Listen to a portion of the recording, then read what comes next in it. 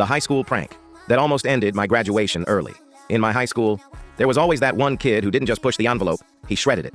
We called him Dizzy because he was always doing something that made your head spin.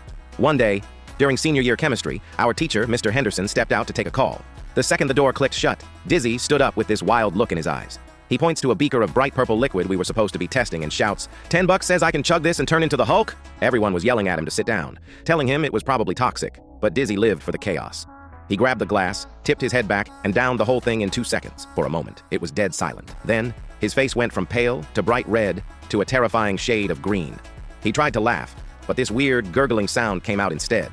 He clutched his stomach, his eyes rolled back, and he just collapsed right onto the lab table. Mr. Henderson walked back in and found us all standing in a circle, staring at a kid who looked like he was auditioning for a horror movie. He turned white as a sheet and screamed for someone to call 911. The paramedics literally had to carry him out on a stretcher, while the rest of us sat there in shock. Turns out, it wasn't poison. It was just a massive amount of food coloring and concentrated grape syrup he'd swapped earlier as a joke.